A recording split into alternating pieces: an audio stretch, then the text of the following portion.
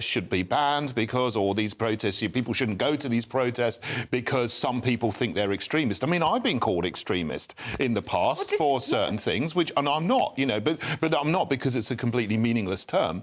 And you need to have the bar of what is legal. So if someone is actually causing harassment, they're harassing someone, they're abusing someone, or they're causing criminal damage, well, those are real objective crimes. But they're already criminal offences. Yeah, exactly, aren't they? exactly. Whereas extremism is subjective. So do we need a new definition? And this also includes the far right. I mean, you know, you mentioned the BNP earlier on. By everyone's definition, they are an example of the far right. But, I mean, you know, for example, Tommy Robinson, is he far right, for example? You know, some of the things, some of the Conservative politicians on the right have said could have them prescribed as far right. I think intent matters in this because, you know, you're allowed to hold whatever conclusions you've come to politically. But if you are, for example, as Tommy Robinson has done, going outside a mosque or an area where Muslims congregate and defacing the Quran, well, then that is trying to inflame tensions. That is not constructive. Arguably, it's taking away some other people's free speech because they feel threatened. In the case of these protests, the people that have gone there and have celebrated Hamas, like those two women who had the paragliding images on their backs that were convicted. Who weren't really punished, really. No, but at least they got to them. And I think we have a big problem that I would say is not necessarily about what Parliament has decided and what Michael Gove says. It's about the police feeling empowered and resourced and supported to actually take on the people who are already breaking existing laws on these marches with hate speech, with celebrating prescribed terrorist organisations. Quite frankly, I think it's a bit rich to talk about changing the law when we're not even implementing the laws that exist. There is that, and I mean, I don't know how you feel about this, David, but it was interesting. There was a chap arrested and then de-arrested yesterday for holding up a sign stating a fact in this country. Right. It's a fact. Hamas are a terrorist organisation. He was arrested, then de-arrested, it has to be said, for... And we happened to be standing there holding this sign. There's some debate about what he was actually arrested and de-arrested for. But he was actually taken to task by the police, where others holding from the river to the sea signs weren't. Yeah, I mean, I understand that he held up a sign saying Hamas are terrorists or something like that, which, you know, is a perfectly valid view, and the British government takes that view, and other people don't. But, you know, then you might say, well, from the river to the sea. Yeah, I mean, I deplore what they did on the 7th of October, but I also deplore what Israel are doing in response to that, the collective punishment of Palestinians in Gaza that has led to the deaths of 30,000 people. And all this discussion, that is what's left out. And the people are actually going onto the streets in London to protest against the slaughter of innocent Palestinian people in Gaza and calling for a ceasefire, you know, against what this government and also the Labour opposition wants. They are not willing to call for a ceasefire and call for... Well, they should, absolutely, because there is collective punishment of Palestinian people. Absolutely. Israel has cut off their electricity, they've cut off their water supply, and the 99% of people that have been killed by the IDF since the 7th of October are not Hamas. They're innocent people, and there is collective punishment, and it's absolutely wrong. I don't accept the figures of 30,000. Clearly, there's been an appalling number of deaths, but I don't take a terrorist organisation providing figures. When ISIS or Al-Qaeda give you figures, we don't report those without questioning them, and neither should we for Hamas in Gaza. And they talk about, as they have for so long, first of all, the narrative was that Gaza was basically a prison because it was having its access cut off by Israel before October 7th, and now they say it was the most wonderful place on earth and Israel came in and ruined it. They say, oh, we don't have enough money for medicine or for food or water, and yet they never run out of money for missiles and for tunnels to attack their neighbour. It is not collective punishment. What Israel is doing is defending itself against its neighbours, which are terrorists and which are anti-Semites with huge amounts of funding from Iran. Not quite frankly, Dave, not many many of those who have unless died. you condemn what we did in Germany in the Second World War, then I think it is a bit wrong to say that Israel is not acting in self-defence against Gaza and Hamas. Well, we have to tell you what's happening now, and this is more than self-defence, because they're not just going after the Hamas terrorists or freedom fighters, whatever you call them, on different sides of the argument, but many, many innocent people have been killed. These figures have been verified and supported by UN agencies as well. UN agencies that are full of Hamas supporters in that part of the world. Certainly there are, I would agree with that, 30,000, probably more now, and the vast majority of them are women and children, more than half of them, completely innocent, and that needs to stop. I mean, even Joe Biden has said he doesn't want Israel to go into Rafah, and they're planning an assault on Rafah. Most of the people, the innocent people in Gaza, have been pushed from the north to the south. You've now got most of them, the civilians, stuck in Rafah, near to the border. They're in horrendous situations, much more densely populated than they ever were, and it was bad enough to begin with, and now they're threatening to go in and bomb the people in the places that are supposed to be safe. That's got to stop, because there's a humanitarian disaster there. And people are protesting against that, quite rightly so. Anybody wants it to stop, and the good news is that there's a really straightforward answer.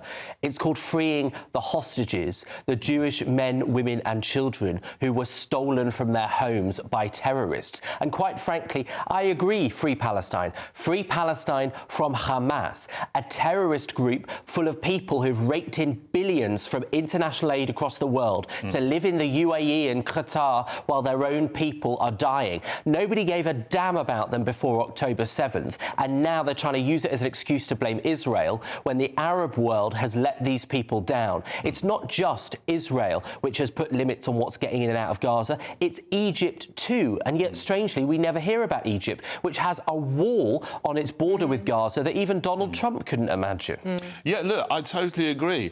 Hamas should release all the hostages. It's absolutely wrong that they're keeping hostages. That's absolutely appalling. But Israel are killing far, far more people almost every day, every week, than the number of hostages that there are. This is I'm curious about, David. 12 years ago, I think it was, a Syrian city with the world's largest Palestinian community was literally razed to the ground by Bashar al-Assad. He laid siege to that city for 5-6 years. It was starvation, it was deprivation, it was illnesses, it was all the things we are seeing in Gaza now. Why weren't there marches in London about that?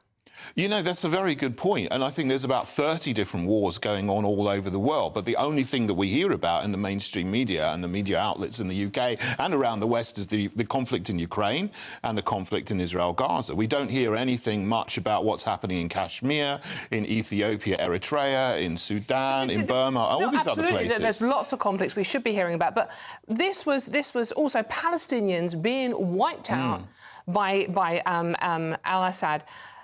Why weren't the people that are marching now marching then? Is it something to do with the fact that Israel are involved? It may be. But it doesn't, you know, stop the horror of what's happening in Gaza at the moment. But yeah, it's a very good question. You know, why weren't people there at that point? That is a very good point. I do agree with that. But we've got to think about what's happening now too. The answer is pretty straightforward. You know, people hate this when it's the Jews that do it, because there is an anti-Semitism that runs through history, that runs through so many countries in the world. Sadly, there are still many Arab countries which teach their young that the Holocaust never happened. Sadly, there is still a very real anti-Semitism, which is why you see Israel painted as the evil, powerful aggressor, when it is a tiny country of a tiny population that has fought for thousands of years to have a safe place for Jews who have been subject to more genocides than any other racial group. I think we've run out of time on that one, but we are coming back to this subject as well later on, because I think it is the one thing we're all talking about this weekend, aside from Mother's Day, obviously. Now, for all the best analysis and opinion on that and much more, go to our website, gbnews.com. But now's your chance to enter our latest Great British giveaway and win £12,345 in cash and a whole host of seasonal treats. Here's how.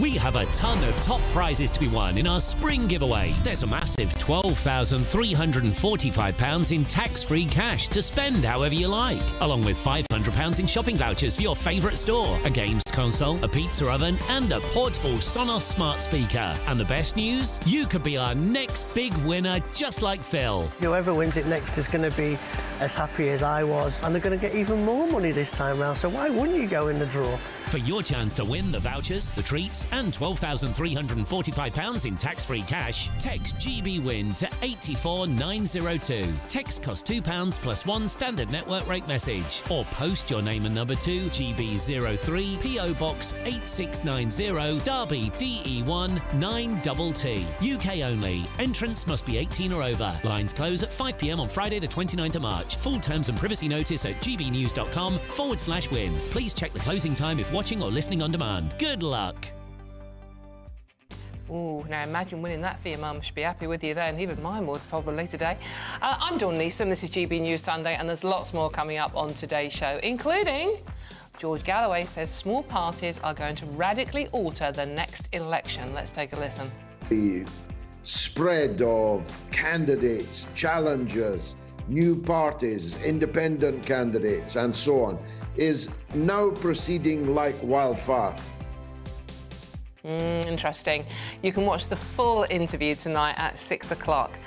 But is George Galloway right? Don't go too far. In just a moment, I'm asking, does the UK need an anti-Muslim hatred czar? Well, the man set to become our first czar has quit because of all the hate he got before he even started the job. Come on, we'll be discussing that and much more. This is GB News, Britain's news channel. But first, here's the news with Sophia. No.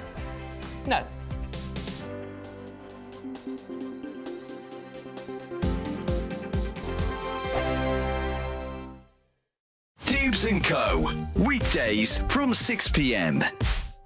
Get this right, we all know by now, don't we, that so many NHS workers are abused by people that they're trying to help. We'll all agree that that is pretty damn disgraceful, but what do we do about it? Because now some London hospitals are looking at whether or not they should be able to ban people that do this for a year from those hospital facilities. Is that the way forward? Daniel, do you like this? No abuse, no excuse, that is the campaign? There's no other choice for most people. It's either the NHS or nothing.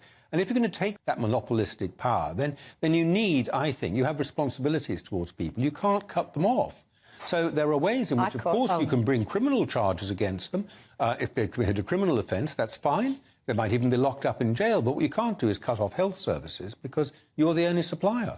Well, yes, I think you can cut it off, and you should cut it off.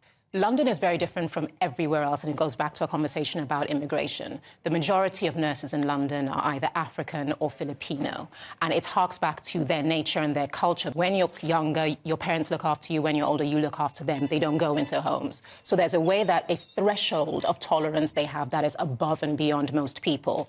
So, because I found like when I was younger, most of the nurses were white. Now they work in hospitals in Ascot and Somerset. London is the war zone. I have seen horrific things happen to nurses, and they stay. They show up for work. There's a protection they are owed, beyond owed. And if you abuse something that's offered to you as a part of your citizenship, there should be a penality for that. For the same reason, you're obliged to use it. There's no offer involved in the NHS. But there is an offer, because at the end of the day, like you earn it, you figure out how to get money and go private. So just because you've created something that gives you... No, it's easy. If it's easy... That's an impossible solution. They've created something that's kind and easy and beneficial to all, indeed. But it's a good thing for all. Do not abuse it. That simple. I think the most exciting bit for me is talking to people. People who I think are ignored often by the major news channels.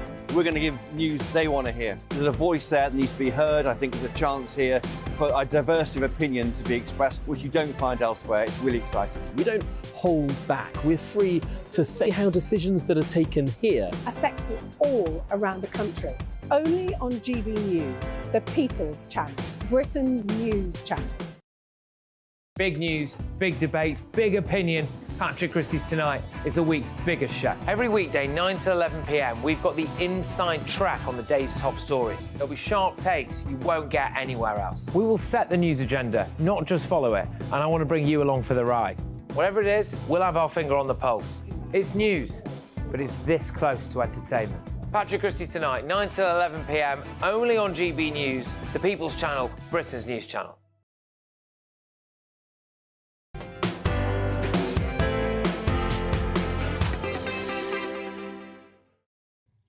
Welcome back to GB News Sunday with me, Dawn Neeson, on your telly, online, on digital radio. And hey, anything could happen, don't go too far. Now, lots of you have been sending in your thoughts. We've already got off to a cracking start with a brilliant panel, very, very fiery. Benjamin Butterworth and David Curtin, because I forgot to introduce them, and I feel really guilty now. I'm doing major guilt trips today for me, mum and for you too. In any case, lots of you have been getting in touch, right? This is Karen. Karen, thanks for getting in touch. Karen says, Hamas would only ruin a ceasefire. Meanwhile, Peter says, ban the word extremist and replace it with law. And Stuart, talking about the marches yesterday, I said there were only 5 arrests. Because there are only 5 arrests does not suggest the marches were more peaceful. It suggests that the police continue two-tier policing. A lot of you feel that way, but my favourite one manages to have a go at both of my brilliant panellists in one go. And this is from Annie. Thank you, Annie, who's got in touch via Twitter/XRM. Sorry, Dawn, but David Curtin is talking utter cobblers. I think we can say cobblers on air, can we? Yep. Quoting straight out of the mouth of a Hamas terrorist. And for once, I agree with Benjamin Butterworth, but I never normally do. Wow. So thanks for that, Annie. And if you want to comment directly to the panellists, get in touch. gbnews@gbnews.com. Or you can tweet us at gbnews. Really, really simple. Now, OK, does the UK need an anti-Muslim hatred czar? Well, the man set to become our first czar, Fayez Mughal, has quit because of all the hate he got before he even started. The position was set up by Michael Gove in an effort to crack down on extremism in the light of the hate seen from the Palestinian protests. But now Mr. Mughal has turned down the job after vile attacks from both the far right and Islamists who called him a sellout. But I want to know, do you think we need an anti-Muslim hatred czar? So the panel are already off to a flying start, sort of, having a heated debate, I think it's called. So, David, I'm going to come to you on this one. Do we need, actually, a czar paid for by taxpayers, I'm guessing, to sort this out? This is an absolute load of wokery, isn't it? Another czar to combat extremism or hate or something. These, again, are meaningless words. Hate is something that shouldn't actually be in law because it is subjective. I mean, hate is an emotion. As I said before, real law, real criminal activity is criminal assault, criminal damage, murder, these kind of things, which are objectively defined. And this is just creating a position for someone who already earns a lot of money in the NGOs. I think he's the head of Tell Mama and Faith Matters as well. Yes, he is, indeed. He's already been very active in sort of pushing the narrative that there's systemic Islamophobia in the UK, which I don't think at all, because most of what constitutes reports of hate or reports of Islamophobia, etc., are people not liking things on social media. And if you've been around for a long time, even after Brexit, there was a narrative that there's an increase in hate crime. And after certain terrorist actions in London Bridge, and so there was a narrative. There's more hate crime. And now we are after the 7th of October. The same thing is being said. There's more hate crime. And most of it is just reporting things that people find mildly offensive on X or something. So I don't think there is a big problem. And we certainly don't need to push this narrative of hate crime and extremism anymore. OK. Now, on the other side of this, there was also... this job was in tandem with Lord Mann, who is Mr. Gove's advisor on anti-Semitism. Benjamin, out of the corner of my eye, I could see you eye-rolling, which you do magnificently, by the way, when David was speaking. What would you like Can I to just say? ask, so you don't believe that there's been a rise in hatred since the 7th of October? There's been a rise in reporting of things, but most of the things that are being reported are just things that people don't like on social media, or they've heard someone say on a protest and they don't like it. So these are words rather than actual criminal activity. Well, I mean, I haven't seen any, or I've seen very, very few reports of actual criminal damage or or actual assaults of people. Yes, there have been a few, but these go on all the time. And if there were more assaults and more criminal damage, they would be reported in media outlets, as we've seen one or two times. But most of the reports are of words that somebody finds offensive. And I don't think we should be criminalising things that we should have the free speech to say. It sounds a lot like your perception isn't based on facts or evidence. It's based on someone that spends a lot of time on the internet. Give us your perception then, Benjamin. Look, there's absolutely been a rise in tensions in this country. There's a 7-fold increase in anti-Semitism. And you also, as you do see after terrorist attacks by Muslims, pardon me, you see regular Muslims in this country feeling the heat of people being angry at somebody that's done something wrong. Now, that is textbook racism, OK? If a black person committed a crime and then a regular black person going about their life gets blamed, that is racism. And we shouldn't say it's any different when it's Muslims. Now, we have a problem. I think there are two separate things here that are both true at the same time. One is that Britain has a problem with Islamism and Islamic extremism. There can be no doubt about that. And sadly, that has been obvious among some in the last couple of months in the response to Hamas's attack. It is also the case that we undermine and project racist ideas onto regular Muslims that they do not deserve, that is undignified, and that they should not face that in modern Britain. And I think there are too many people, particularly in the Tory party at the moment, who are trying to conflate those two issues. Unfortunately, we're running out of time on that one, but it is a subject we will keep coming back to today. Right, evidently, I'm Dawn Neeson. This is GB News Sunday, and there's plenty more coming up on today's show. But first, this is definitely the news with the lovely Sophia.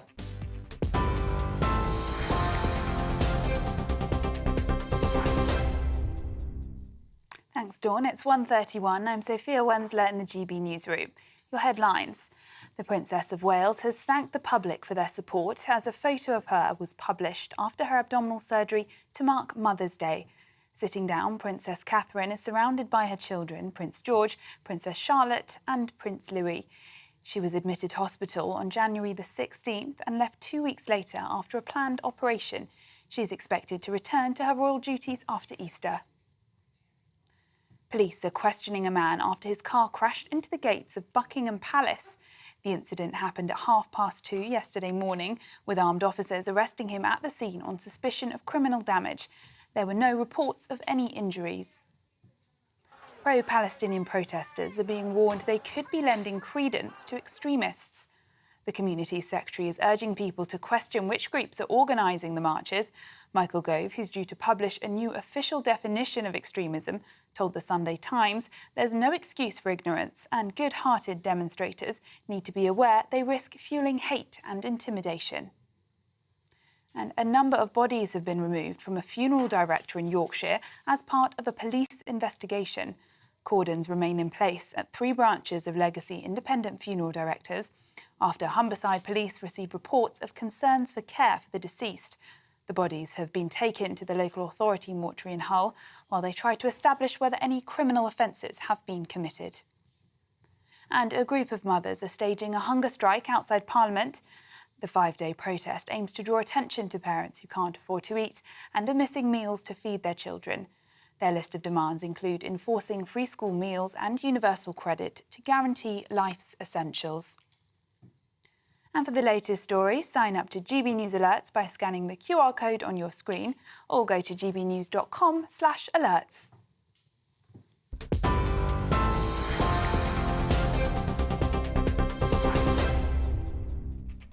Thank you, Sophia. Now, remember, you can get in touch about all the topics we're discussing today by emailing me on gbviews@gbnews.com or message me on our socials, especially if you want to send a message to your mum. That's important. There's lots more coming up on today's show. A counter-protester holding a banner calling Hamas terrorists was arrested as pro-Palestine protests rolled through central London yesterday.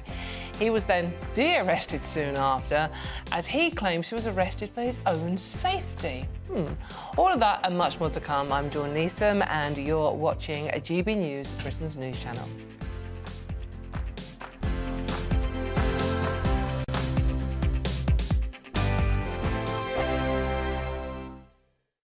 Hello there, welcome to your latest GB News weather forecast on the Met Office. Well, looking ahead to the new working week, it's going to remain fairly changeable across the country, but increasingly mild. As we end this weekend, we still got low pressure in charge, and with winds coming in from the east, it's still feeling pretty chilly out there. The rain, what we have seen today, will gradually weaken as the night goes on, but for most of us it's going to be a rather cloudy and murky night. But with the cloud cover, it will be frost-free as we go into the small hours of Monday morning.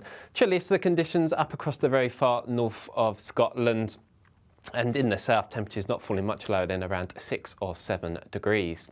So Monday morning is going to start off on a rather grey and damp note across the country. And really, as we go through the course of the day, sunshine's going to be at a premium. Best of it down towards Devon and Cornwall. Channel Islands also not doing too badly. But for most of us, it is going to be a drier day. Not completely dry. We will see some rain, especially across western Scotland, maybe at times across the very far east of England too. Temperatures a little bit up compared to Sunday. Temperatures in the southwest could just reach 12 degrees. Into Tuesday, we see another band of rain beginning to spread in from the southwest, and that really sets us up for a bit of a northwest-southeast split as we go into the middle part of the week. Northwestern part seeing further rain at times, but in the southeast, turning increasingly mild. I'm Michelle Dewberry, and I'm not here to tell you what to think. I'd much rather hear what you have to say. So send in your opinions to gbviews@gbnews.com. Keep them clean, and you never know, I might read them out. With my panel here on Jubes & Co, we debate, we get stuck into the issues of the day on a show where all views are welcome, especially yours. GB News, the People's Channel, Britain's news channel.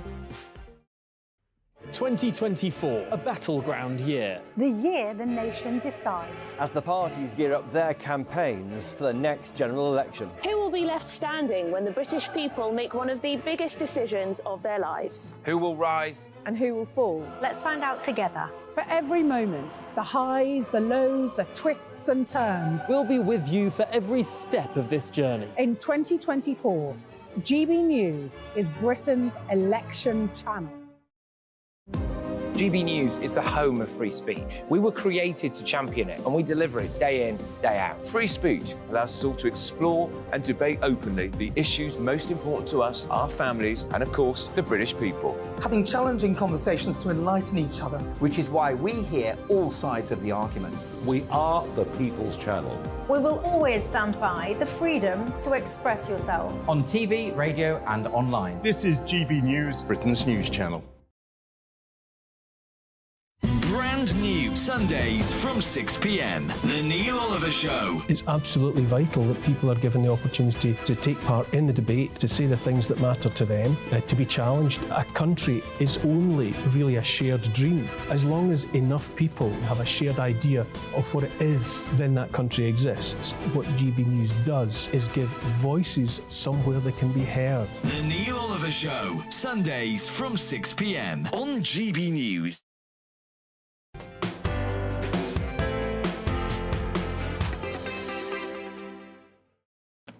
Hello, welcome back to GB News Sunday with me, Dawn Neeson. Happy Mother's Day. We're on your telly, online and on radio, so if you're having lunch with your mum, you can still keep an ear out, can't you? Now, a counter-protester holding a banner calling Hamas terrorists was arrested at a pro-Palestine protest in central London yesterday. He was wrestled to the ground by several Met police officers and handcuffed. Footage, you can see it here, shows one of the arresting officers ripping the sign out of his hand and screwing it up. The Met have clarified that the man wasn't arrested for having the sign, which reads, Hamas is terrorists. Police said he was arrested after an altercation was ongoing and officers intervened to prevent a breach of the peace. He was arrested for assault. Officers then fully reviewed footage provided of the incident and he was later de-arrested. The man claims police told him he was arrested for his own safety. Here's what he had to say. He told me, is it a danger for your life and for the people when they see maybe attack you? And what did your sign say exactly? Hamas is terrorist. This is it? Yeah. Nope. That was the sign. Police. And that's what your sign said. I told to police, they attacked me, and I want to complain. He said go to police station near your home. Now, I mean, this man is called Nayat Ghobani. He's 38 years old, and he is an Iranian who fled after criticising the Iranian regime, which is probably a good thing to do. So he's now based in London. And his sign was, according to the British government, a statement of fact. You know, Hamas are, in this country, a proscribed terrorist organisation. So it's a bit, I mean, arrested, de-arrested, it's a bit confusing, this one, Benjamin. But were the police right to take the action they took yesterday? Well, the first thing I'd say is that, yes, Hamas is a terrorist group. Unfortunately, Iran's Revolutionary Guard is not prescribed as a terrorist group in this country, and definitely should be. So that's probably why that man feels so strongly about Iran's behaviour in the Middle East. What I would say is that, having seen the video of what happened, there is an altercation in which it would appear that, you know, there's a to and fro between this man and another male protester. But I think it's inappropriate for the police to say that they arrested him for assault, because this person was being subjected to considerable abuse, which led to the altercation where they arrested him. The fact is that they seem more bothered by a man holding a sign, more willing to intervene against a man saying Hamas are terrorists, it's a terrorist group, which is the law of the land, than they are people celebrating the terrorists that are Hamas. And I think it loses public trust when the one arrest of 5 on that day is this man, and not the many other examples where most of us would look at it and say that is abusive, that is inappropriate, that is probably illegal. The thing I'm confused about, and we're seeing the footage here again, is, David, is the fact that it's an altercation, right? An altercation takes 2 people normally. Why was he the only one that was arrested? Yeah, right. I mean, it doesn't seem right to me, because he's just expressing his free speech. As the people on the protests were expressing their free speech, they should all be allowed to say what they want on a public highway. There was an altercation. I mean, in other reports, I've heard that he's the victim of something. I don't know, you know, who started it and who escalated it. I'm not sure. He does claim he was attacked by a protester. Probably would both claim that the other person started it. I don't know. But, I mean, the police are very, very heavy-handed here to someone who's just, you know, using his free speech. But then again, you have to sort of think, was this a wise thing to do, going then with such a sign where he knows, on his own, where he knows there's going to be thousands and thousands of other people, and that might wind them up? I mean, he's still got the free speech to do that, but, you know, you question, you know, he must know that something will probably happen if he does that, because there's a lot of young men there on the protest who are going to get easily riled up. But, you know, this brings to my mind something else that happened in London, in Speaker's Corner, where there was a Christian preacher called Hatton Tash, and she was surrounded by very, very large Islamist men, and they were harassing her. And then the police arrested the Christian woman, small Christian woman, to protect her, as they said, from the Islamists who were gathering around her and threatening her. And actually, one of them actually punched her, but she was the one who was arrested, for a breach of the peace. And then she was later de-arrested, and I think, if my memory serves me right, that she actually got some compensation for that. But it seems here there's something going on with the Metropolitan Police where they're actually arresting victims of assaults where there are a large number of assaulters, because it's easier to do that. It's easier to remove one person rather than tackle the large group of other people who are actually doing something wrong. This goes back to what Stuart said earlier on, who got in touch, saying sort of like it's 2-tier policing.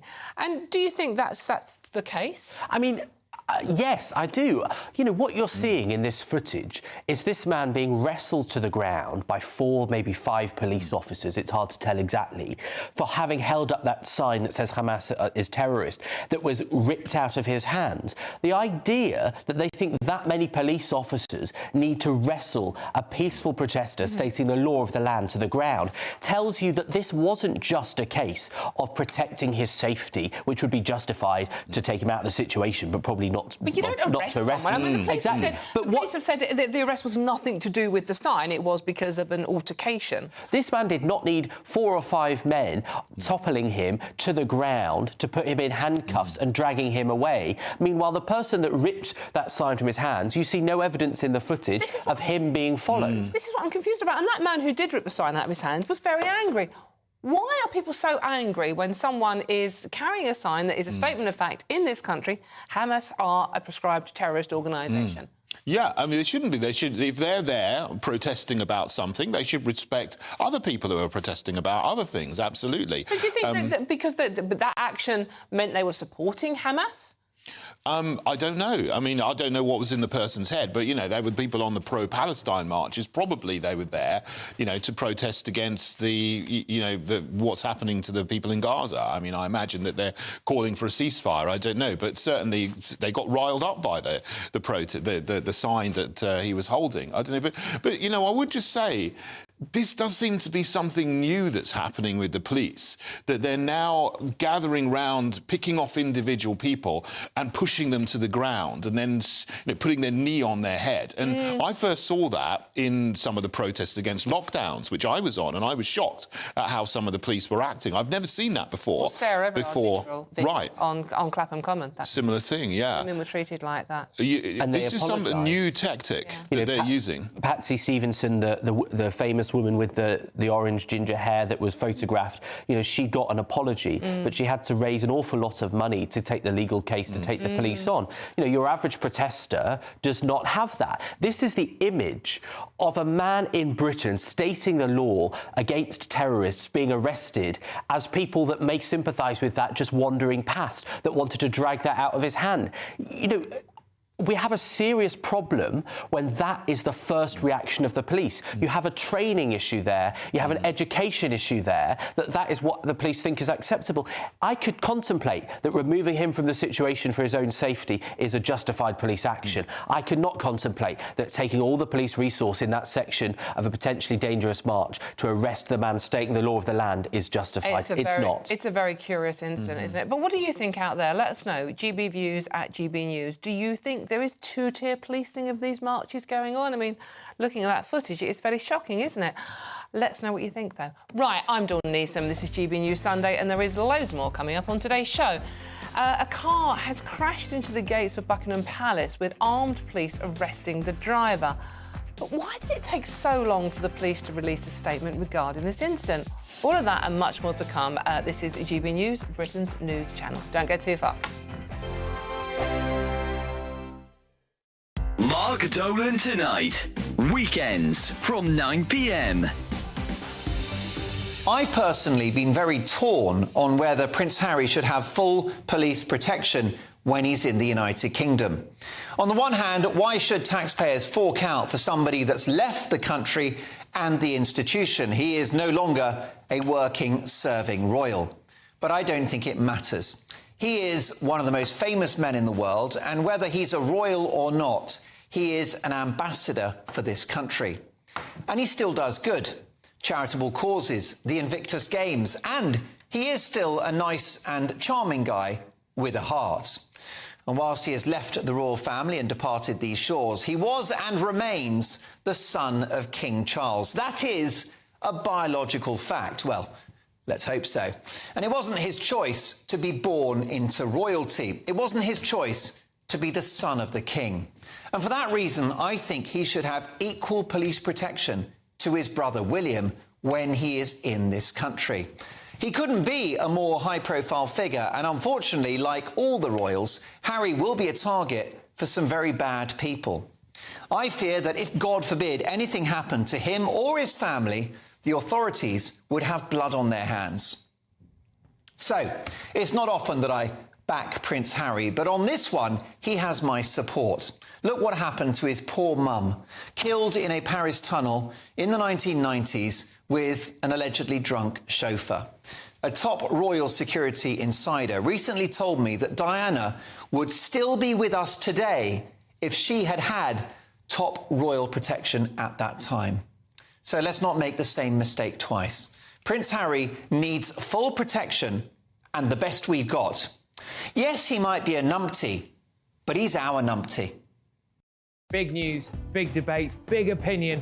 Patrick Christie's Tonight is the week's biggest show. Every weekday, 9 to 11 p.m, we've got the inside track on the day's top stories. There'll be sharp takes you won't get anywhere else. We will set the news agenda, not just follow it, and I want to bring you along for the ride. Whatever it is, we'll have our finger on the pulse. It's news, but it's this close to entertainment. Patrick Christie's Tonight, 9 till 11 p.m, only on GB News, the People's Channel, Britain's news channel. I'm Christopher Hope. And I'm Gloria Di Piero, bringing you PMQ's live here on GB News. Every Wednesday, we'll bring you live coverage of Prime Minister's questions when Rishi Sunak and Sir Keir Starmer go head-to-head in the House of Commons. We'll be asking our viewers and listeners to submit the questions that they would like to put to the Prime Minister, and we'll put that to our panel of top politicians in our Westminster studio. That's PMQ's live here on GB News, Britain's election channel.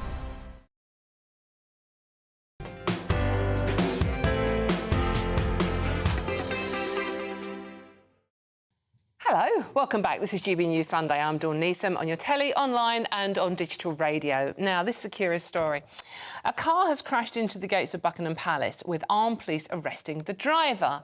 Police rushed to the palace in the early hours of yesterday morning after reports of a loud bang. But the Met Police didn't release a statement about the incident and only commented when contacted by the media, saying a man had been arrested on suspicion of criminal damage. Our royal correspondent Cameron Walker has more. We understand the gates were damaged, and social media footage or images shows armed police swooping on the car. We know that the individual driving the car was arrested. The gates are also being repaired as well. What we don't know is the exact circumstances as to why the car crashed into those gates. We haven't been given any details of a motive by police.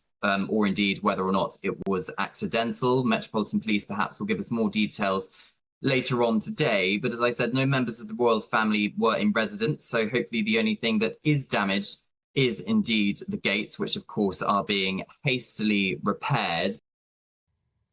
It's a curious one. Joining me now is royal commentator and friend of the show, the very lovely Jenny Bond. Jenny, thank you, with a gorgeous living room there. Jenny, thank you so much for joining us this afternoon. Jenny, this incident happened in the early hours of Saturday morning, but there was no statement made until today. What do you make of this? Well, it's a bit odd, yeah. 36 hours on now we're talking about it, and I had no idea it would happen. I must admit, you guys contacted me about a car crash at the palace. I said, what? I didn't know anything about it. I don't know why they didn't release any details. As Cameron said, there was no danger to any of the royal family, so perhaps they didn't regard it as that serious. It's not the first time it's happened. It won't be the last. Cars have crashed into those gates before. This car did a particularly good number on the gates, obviously. Naked men have abseiled down onto the roof of the palace. We've had Michael Fagan in the late Queen's bedroom 40 years ago. So these security lapses happen, but why we weren't told about it is a mystery. It's interesting. I mean, 'cause it is actually quite, given the traffic setup around Buckingham Palace, it's actually quite difficult to drive into the gates accidentally. And obviously, we're all very, very twitchy about the terrorism threat. And then we had the pro-Palestine march on the same day. I mean, lots of people are putting 2 and 2 together and coming up with 5, potentially 6, aren't they? Yeah, more conspiracy theories. Yes, let's not go there. All we know is that a man, for some reason, crashed into the gates, did a lot of damage, and is under arrest. And anymore, we really don't know. We can't say because he's under arrest. But there is another story today that I want to talk to you about, Jenny. The Palace have issued today a beautiful picture of the Princess of Wales, Catherine, taken by William and issued for Mother's Day. It looks lovely, and this is the first we've seen or heard of Catherine since she went in for surgery, isn't it? Well, apart from the paparazzi picture that was taken earlier this week, obviously wasn't published in this country, but was widely available on the internet, and that showed that she was with her mum and apparently on the school run. But now we see her in a traditional posting. Each year they post on Mother's Day a picture with children and Catherine together. And yeah, my first reaction was, phew, goodness me, she looks fine. And it's a full-length picture. Otherwise, we'd probably have other conspiracy theories that she had her legs chopped off or something. She looks fine. She's got all her limbs. She's wearing quite a tight pair of jeans, which after abdominal surgery suggests that, she's feeling a bit more comfortable. She looks happy. The kids look relaxed. So it is a relief to see that picture. No, it is nice because the whole world and his wife are asking, where is Kate? What's happened to Kate, etc. Lots of conspiracy theories. Just one quick one, quickly, Jenny. She's not wearing her wedding rings. Any thoughts? Did she not? Oh, my God, here we go again. I didn't look that closely. Oh, goodness me. I have no idea why. Perhaps she just, I don't know, perhaps she'd done the washing up and left it on the side of the sink. I'm sure that's the case. Jenny Bond, thank you so much for joining us. I'm Dawn Neeson. This is GB News Sunday, and there's lots more coming up on today's show. But first, Mother's Day weather time with Craig. A brighter outlook with Box Solar, sponsors of weather on GB News. Hello there, welcome to your latest GB News weather forecast on the Met Office. Well, looking ahead to the new working week, it's going to remain fairly changeable across the country, but increasingly mild. As we end this weekend, we still got low pressure in charge, and with winds coming in from the east, it's still feeling pretty chilly out there. The rain, what we have seen today, will gradually weaken as the night goes on, but for most of us it's going to be a rather cloudy and murky night. But with the cloud cover, it will be frost-free as we go into the small hours of Monday morning. Chilliest of the conditions up across the very far north of Scotland. And in the south, temperatures not falling much lower than around 6 or 7 degrees. So Monday morning is going to start off on a rather grey and damp note across the country. And really, as we go through the course of the day, sunshine's going to be at a premium. Best of it down towards Devon and Cornwall. Channel Islands also not doing too badly. But for most of us, it is going to be a drier day. Not completely dry. We will see some rain, especially across western Scotland. Maybe at times across the very far east of England too. Temperatures a little bit up compared to Sunday. Temperatures in the southwest could just reach 12 degrees. Into Tuesday, we see another band of rain beginning to spread in from the southwest, and that really sets us up for a bit of a northwest-southeast split as we go into the middle part of the week. Northwestern part seeing further rain at times, but in the southeast, turning increasingly mild. Looks like things are heating up. Boxed boilers, sponsors of weather on GB News.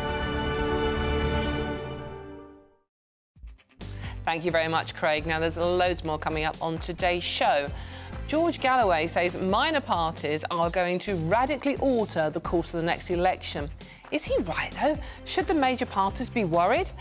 All of that and much more to come on this very special Mother's Day Sunday edition of Sunday Lunch with GB News. I'm Dawn Neeson, and this is Britain's news channel, and I'm not having lunch with my mum, and she's very, very angry with me. So send love to your mums. GB Views at GB News, actually, if you want to get in touch. Tell your mum how much you love her, because I'm doing that a lot today. See you soon. We have a ton of top prizes to be won in our spring giveaway. There's a massive £12,345 in tax-free cash to spend however you like, along with £500 in shopping vouchers for your favourite store, a games console, a pizza oven, and a portable Sonos smart speaker. And the best news? You could be our next big winner, just like Phil. Whoever wins it next is going to be as happy as I was, and they're going to get even more money this time round, so why wouldn't you go in the draw? For your chance to win the vouchers, the treats, and £12,345 in tax-free cash, text prize to 84902. Text costs £2 plus one standard network rate message, or post your name and number to GB03 PO Box 8690 Derby DE1 9TT. UK only. Entrants must be 18 or over. Lines close at 5 p.m. on Friday the 29th of March. Full terms and privacy notice at gbnews.com/win. Please check the closing time if watching or listening on demand. Good luck. I think the most exciting bit for me is talking to people. People who I think are ignored often by the major news channels. We're going to give news they want to hear. There's a voice there that needs to be heard. I think there's a chance here for a diversity of opinion to be expressed, which you don't find elsewhere. It's really exciting. We don't hold back. We're free to say how decisions that are taken here affect us all around the country. Only on GB News, the People's Channel, Britain's news channel. GB News is the home of free speech. We were created to champion it, and we deliver it day in, day out. Free speech allows us all to explore and debate openly the issues most important to us, our families, and of course, the British people. Having challenging conversations to enlighten each other. Which is why we hear all sides of the argument. We are the People's Channel. We will always stand by the freedom to express yourself. On TV, radio, and online. This is GB News, Britain's news channel. Big news, big debates, big opinion. Patrick Christie's Tonight is the week's biggest show. Every weekday, 9 to 11 p.m, we've got the inside track on the day's top stories. There'll be sharp takes you won't get anywhere else. We will set the news agenda, not just follow it, and I want to bring you along for the ride. Whatever it is, we'll have our finger on the pulse. It's news, but it's this close to entertainment. Patrick Christie's Tonight, 9 to 11 p.m, only on GB News, the People's Channel, Britain's news channel. I'm Michelle Dewberry, and I'm not here to tell you what to think. I'd much rather hear what you have to say. So, send in your opinions to gbviews@gbnews.com. Keep them clean, and you never know, I might read them out. With my panel here on Jubes & Co, we debate, we get stuck into the issues of the day on a show where all views are welcome, especially yours. GB News, the People's Channel, Britain's news channel.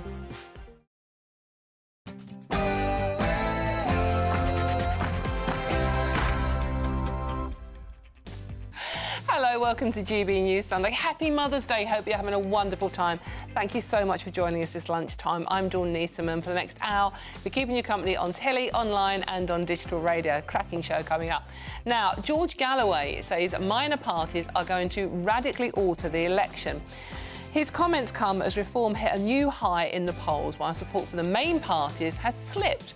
So, should Sunak and Starmer be worried? Labour is set to introduce a men's health strategy, my favourite story of the day, saying there is a profound crisis in masculinity. Are they right, though? Boys, let me know. Are you having a crisis? And it's Mother's Day, but has the whole holiday just become a little bit tacky and a little bit too pink? I want to know, what's the worst thing you've been gifted on Mothering Sunday?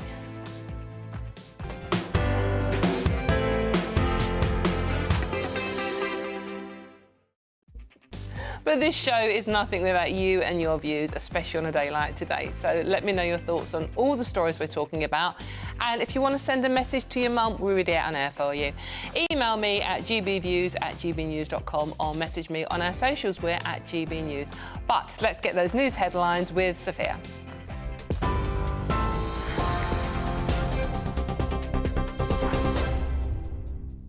Thanks, Dawn. Good afternoon. It's 1 minute past 2. I'm Sophia Wenslet in the GB newsroom. Your top story this hour. The Princess of Wales has thanked the public for their support as the first photo of the royal was published after her abdominal surgery. The image posted on social media to mark Mother's Day was taken by the Prince of Wales in Windsor earlier this week.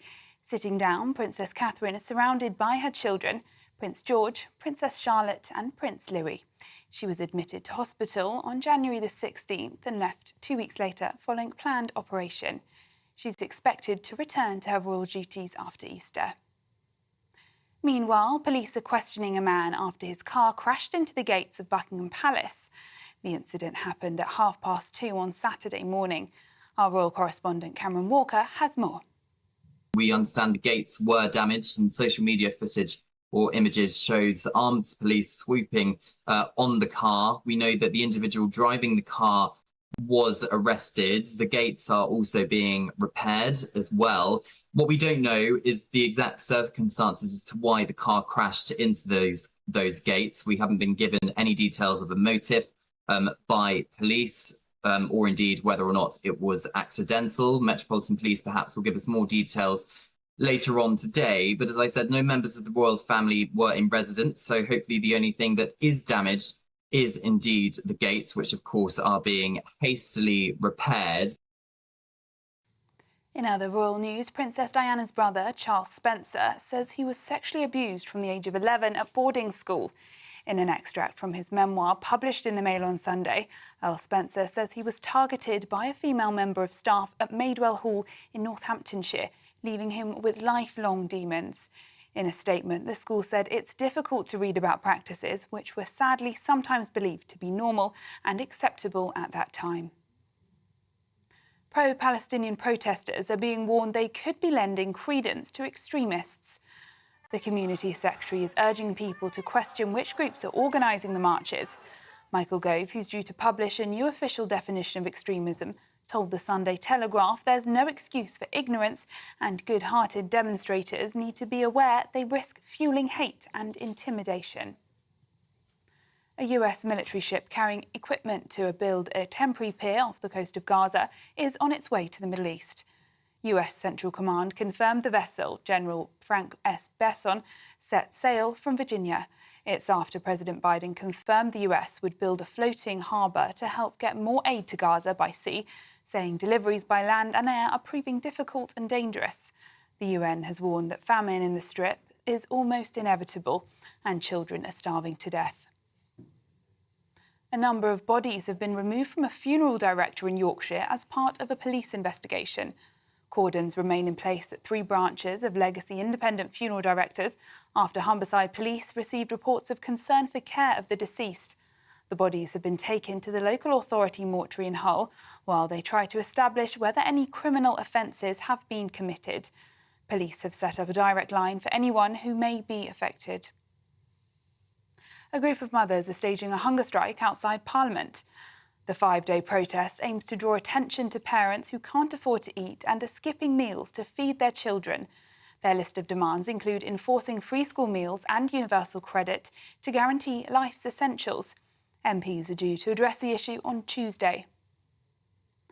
Cars that don't comply with London's ULEZ rules can now be donated to Ukraine under the scrappage scheme. Mayor Sadiq Khan says from next week, drivers who give up their vehicles will be able to apply for grants of up to £2,000. Kyiv's Mayor Vitaly Klitschko reportedly suggested the idea of exporting the cars in a letter to his counterpart. A charity will facilitate the move. The donated vehicles will be used to support humanitarian and medical needs. And for the latest story, sign up to GB News Alerts by scanning the QR code on your screen or go to gbnews.com/alerts. Now it's back to Dawn.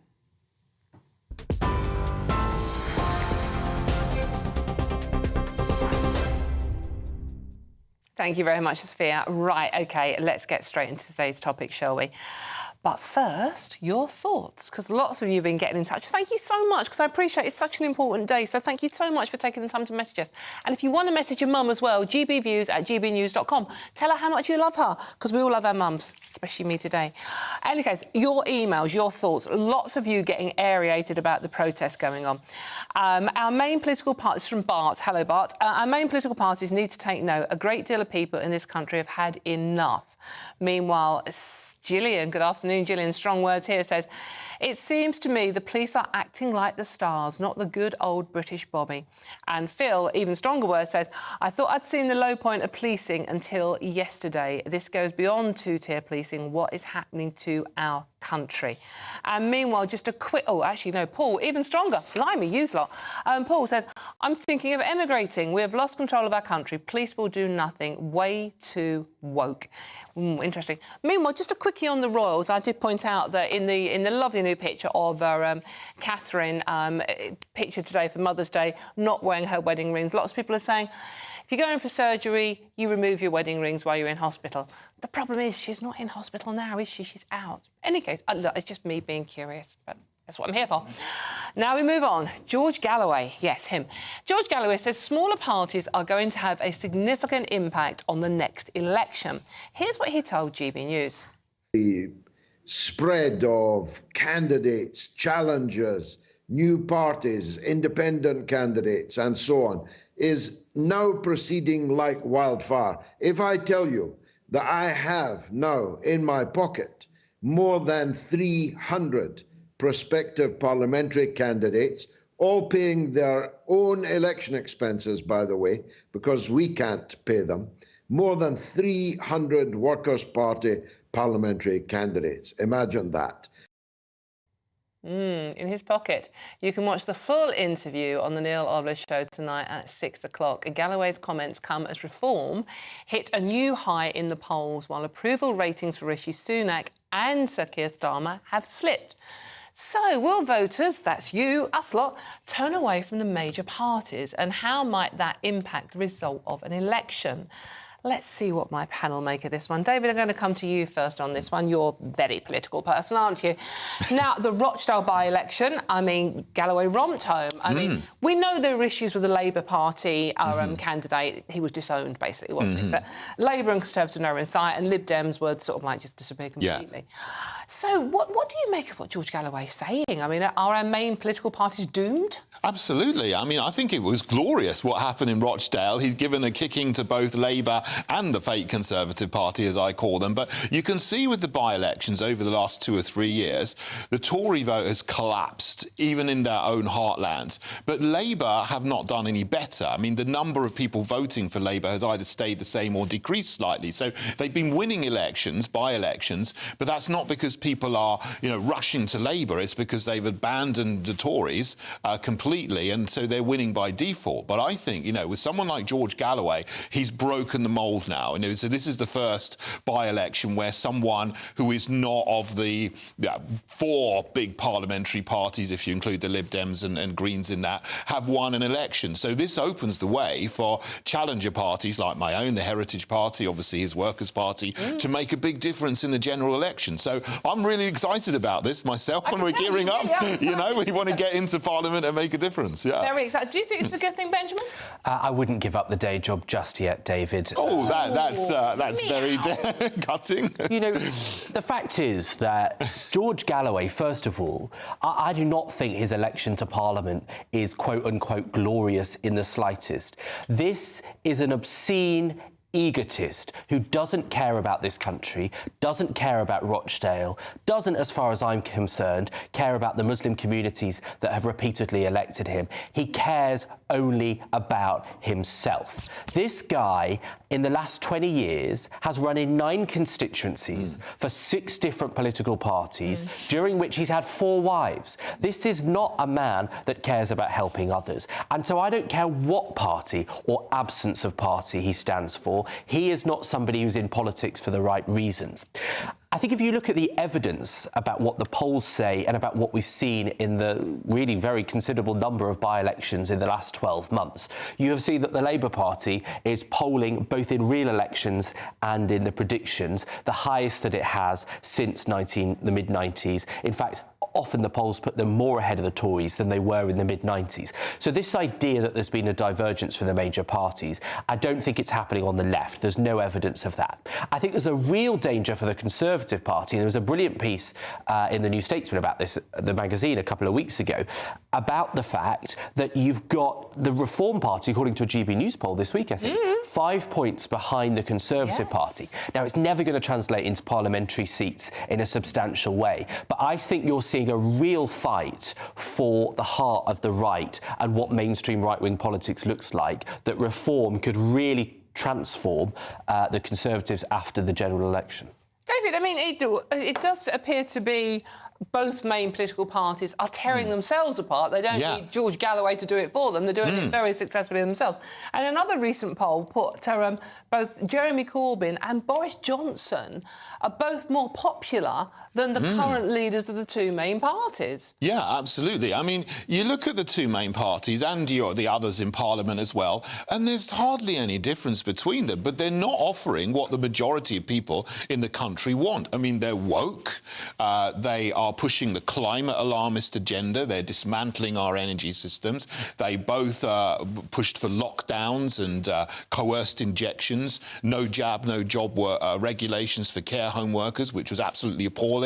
Now they're pushing for war in Ukraine, more escalation, more money, more weapons to the Zelensky regime, which is very, very unpopular. People have turned away from that. And obviously in Rochdale, there's a big Muslim contingent who are very, very opposed to Tory, Labour together, supporting, the continued military operation in Gaza. So they want a ceasefire. So that's another issue. So all of these issues, you can hardly split Tory, Labour, Lib Dem, Green on, and the majority of people want a difference. I mean, that's just complete nonsense. No, it's absolute fact. There's no evidence for that. Well, George Galloway is the evidence. He just won the seat, isn't he? And he won a seat. Parties like mine are putting up a good challenge to the mainstream parties. He won the seat of Rochdale with a very unusual demographic of electorate, with the Green Party not 30% Muslim. Rochdale, by the way. The Green Party not, which in a first past the post system is clearly enough to win if they choose to vote as a bloc. You had no official Labour Party candidate because Labour dropped them. You had no official Green Party candidate because the guy left the Green Party halfway through the process. It was a completely abnormal set of circumstances with a character that whips up community tensions and tries to divide people. And he's tried it over and over again. You know, the truth is that the Tories are doing really, really badly. But even if you add up the two parties, they are consistently polling between 65 and 70% combined in the polls, but that's without decrease. any exception in any poll in the last 18 months, right? So the idea that the country has completely rejected them, the idea the country doesn't support Ukraine or doesn't support military action in the Middle East to support the stability there is for the birds. That's absolutely not true. What? I gave evidence. What's your evidence? Well, the evidence I have is talking to many, many people around the country. That's not evidence, that's anecdote. Well, that is, but you put that together and then the vast majority of people that I speak to are against all of these things. They're against climate alarmism, they're against escalation people that agree with you, I suspect. in the Ukraine. Well, these things are very, very unpopular. People are abandoning the mainstream parties and the things that you would support, like climate alarmism, for example, and escalation of war in Ukraine. I mean, I don't know what's in your head, but it seems like you support those things. People want an end to this, and they want parties to focus on British people first. Well, we are a new party. We formed in 2020. We stood in a number of by-elections, and we're going to stand in a number... Where did you come in those elections? Well, we didn't come... Well, the best we did was we came fourth in the Hartlepool by-election, so that was a very good result, considering that we...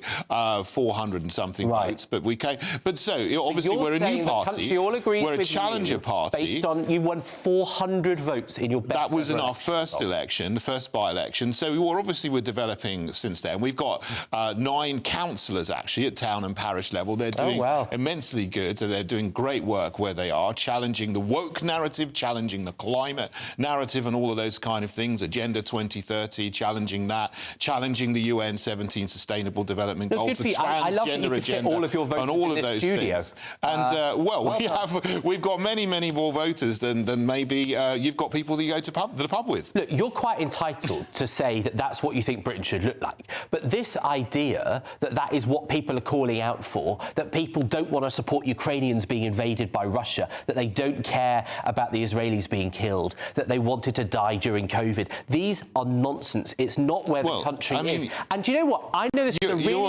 unfashionable opinion, but I am proud to be relatively centrist in my politics. I actually think it's an achievement of democracy that you have the two major parties fighting over the people that matter to determine the result of an election with similar views. That says that we're a country that's not as divided as we were in the last decade. Well, no, you are framing things in a certain way that are very, very unpopular. I mean, what we have in the Middle East is a majority of people do not want more people in Gaza to be slaughtered. The majority of people do not want more... support Hamas on the streets of London. No, I mean, I support free speech, and most people support free speech. Obviously, I don't support crime, and I've said before, I'm against real criminal activity, but there are all these other issues that we're talking about. Most people do not want a continuation and escalation of the war in Ukraine. We want an end to that war, and we want money to be spent in this country, not on the Zelensky regime. Most people do not want climate alarmism and all the policies that go with this, which are anti-car, which are anti-carbon-based fuels. We want an energy infrastructure that works, that gives us cheap, reliable energy, these kind of things. And the parties in Parliament are all for that. The number of votes they're getting collectively is going down, and this is a fantastic time to challenge a party. No, it is, because in 2019, there were 85% of people voted Tory and Labour. Now, even the polls, if you even agree with them, who knows if they're true or not, because they take a very small sample, are showing 65 to 70%. So the number of votes or voters collectively for those two parties are going down. They will go down further. You've seen their votes collapse in the by-elections. The Tory vote, particularly, has collapsed. And I think you're too beholden to supporting these parties that are destroying our nation. You need to get on board with the Heritage Party. Do you know what? I can't stand when people claim to be patriots and then talk about our country having been ruined. Britain is a really great country, And I actually like the fact that we have two main parties which have a lot in common because that's where the voters are. For me, that says we're a country that's not divided. We're a country that is considerably richer, that has considerably less poverty than it did 40 or 50 years ago, though there are still big problems. And I think we're a country that has a lot more in common than we don't. You know, we've just been through a period where we've seen hatred and division reach horrendous levels in the aftermath of the Brexit referendum. That's nonsense. I'm not blaming... No, hang on, don't interject. I'm not making an anti-Brexit comment. I'm saying that you've seen people be divided and entrenched, and social media has had a big effect on that. But the fact is that the Labour Party is seeing its highest support in 30 years. The fact is that 2017 general election saw the highest support for the two main political parties in more than a generation. So this idea that the two parties don't represent anybody, that the country is desperate to get rid of them, is nonsense. And we know that because your best ever result, mate, was 400 votes. Look, we are going to do better. We have councillors, as I say, but, you know, on one hand, you support democracy, but on the other hand, you're saying that, in the aftermath of Brexit was bad because there was hate, there was a narrative of hate afterwards, and I support de-escalation. That's what I support. I didn't say Brexit was bad. Don't put words in my mouth. I didn't say Brexit was bad. I said we've had a horrendous level of division, and actually I think the fact that we've come past that is a good thing. And you might want George Galloway back, but I think he's a disgrace to this country. Seconds out, round two coming up, and you both mentioned the B word, so I'm sorry, I'm going to move on. Now, for all the best analysis and opinion on that, possibly not as good as this, but, I mean, you know, they are brilliant, aren't they? Opinion on that story and anything else, go to our website, which is gbnews.com. And breathed on. Right, any case, now's your chance to enter our latest Great British giveaway and win £12,345 in cash, plus a whole host of seasonal treats. Here's how. We have a ton of top prizes to be won in our spring giveaway. There's a massive £12,345 in tax-free cash to spend however you like, along with £500 in shopping vouchers for your favourite store, a games console, a pizza oven and a portable Sonos smart speaker. And the best news? You could be our next big winner, just like Phil. Whoever wins it next is going to be as happy as I was, and they're going to get even more money this time round, so why wouldn't you go in the draw? For your chance to win the vouchers, the treats and £12,345 in tax-free cash, text GBWIN to 84902. Text costs £2 plus one standard network rate message. Or post your name and number to GB03 PO Box 8690 Derby DE1 9TT. UK only. Entrance must be 18 or over. Lines close at 5 p.m. on Friday the 29th of March. Full terms and privacy notice at gbnews.com/win. Please check the closing time if watching or listening on demand. Good luck. Imagine how your mum would like that one, eh? Mine would. Right, I'm Dawn Neeson. This is GB News Sunday. It's Mothering Sunday. Hope you're having a marvellous time. There's loads more coming up on today's show. Now, Labour's Shadow Health Secretary says a crisis in masculinity is contributing to an increase in mental health issues among young men. What do you make of that one? I'll be discussing that and much more. This is GB News, Britain's news channel. Put the kettle on for your mum. Don't go too far.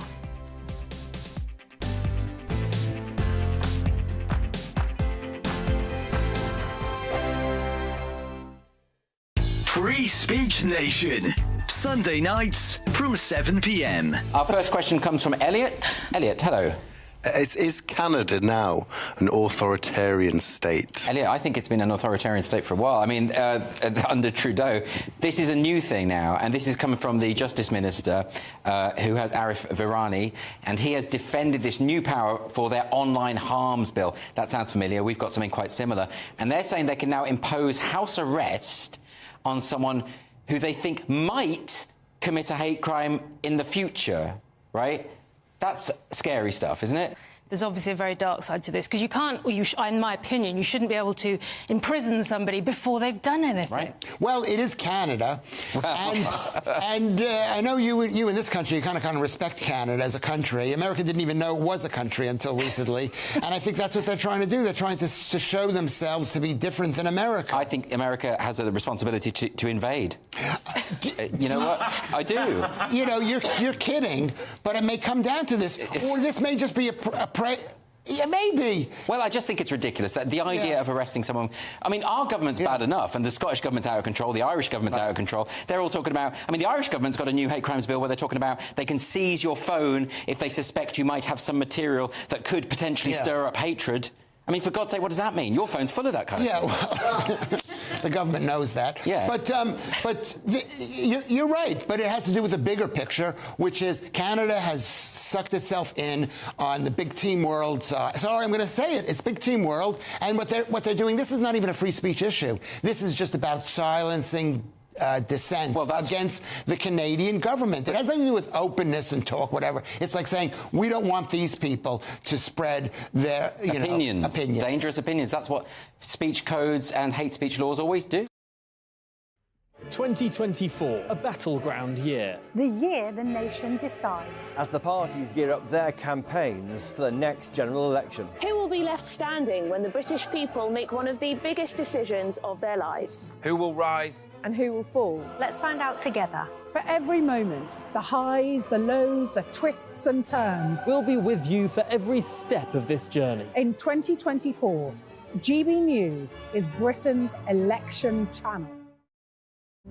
GB News is the home of free speech. We were created to champion it, and we deliver it day in, day out. Free speech allows us all to explore and debate openly the issues most important to us, our families, and of course, the British people. Having challenging conversations to enlighten each other. Which is why we hear all sides of the argument.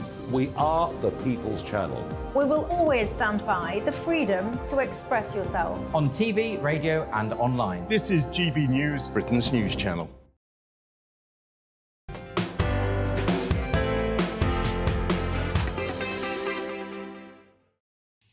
Welcome back to GB News Sunday with me, Dawn Neeson, on your telly, online and on digital radio. Now, as it's Mother's Day, I'm going to talk about men. Why wouldn't I? Labour is set to introduce a men's health strategy, arguing there has been a failure to address issues like preventable suicides and cancer deaths amongst men. Shadow Health Secretary Wes Streeting has told The Telegraph, lots of young men, particularly working-class boys, are struggling in school and worried about their futures. And I think that's contributing to a sort of crisis in masculinity with mental health issues rising. Is he right? David, are young men at the moment struggling with masculinity? To define what masculinity is. Yeah, absolutely, in many, many ways. But I'm a little suspicious about why Wes Streeting from the Labour Party is saying this at this particular time, just before an election.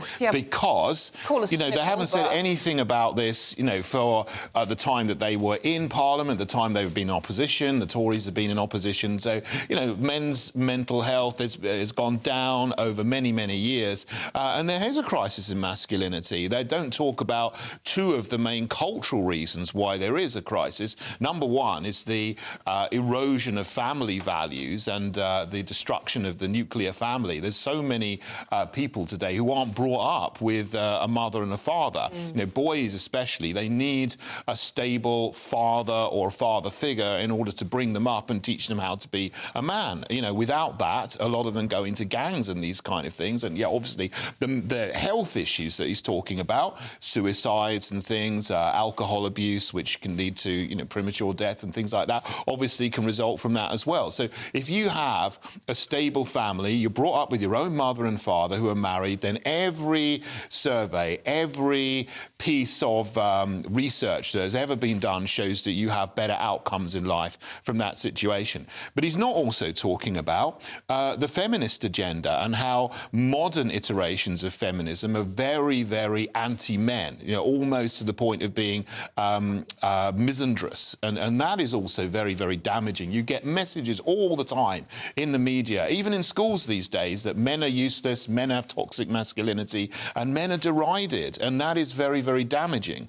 So I think that he's talking about some of the symptoms, but he's not talking about the causes, and that needs to be discussed as well. Which obviously needs to be tackled. What do you make of that, Benjamin? I mean, it's like we need to go back to traditional family values, the traditional mum, dad, children setup. And is this feeding the likes of Andrew Tate to come in and take advantage of this vacuum of strong, defined masculinity role models? Well, look, I wasn't raised by a stable father and managed not to join a gang, so, you know, it's possible. I don't think you need that. I was susceptible to the woke mob, but I avoided gang culture. That's unfortunate. Look, I think that what Mr. Streeting is saying here definitely has a point. You know, 3 in 4 suicides in this country are men. There is a suicide crisis, a mental health crisis among men under 40. But I don't accept the Andrew Tate argument. I think Andrew Tate is taking advantage of a lot of young men who are suffering from an identity crisis. They don't know where their boundaries are, they don't know where their role in society is, and often I think they feel pressured by the existence of toxic masculinity. The fact is that one of the reasons that male per mental health and suicide is so high is because they don't feel they can explain themselves. They can't talk through the problems they're having, those issues like the identity struggles they're having. But whose fault is that? Well, I think... Is it maybe feminism? No, I think it's a fault of hyper-masculine men who raise their kids saying that they should be aggressive physically, that they should be abrasive, that they should be blokey. Now, those, you know, being blokey can be OK, but the fact is that you are not raising your men and boys to be able to talk about their feelings. And I think that's why the rates of poor mental health are much lower among women, because women talk to each other, they communicate, they support each other. And I think as men, we don't have that. And then you have this changing role of men in society where, you know, they're being told to treat women with more respect than historically has been normal, and they're struggling to balance the two. They don't have people to talk to. And that's why I think that we have a problem. David, why don't men talk to each other more like women do?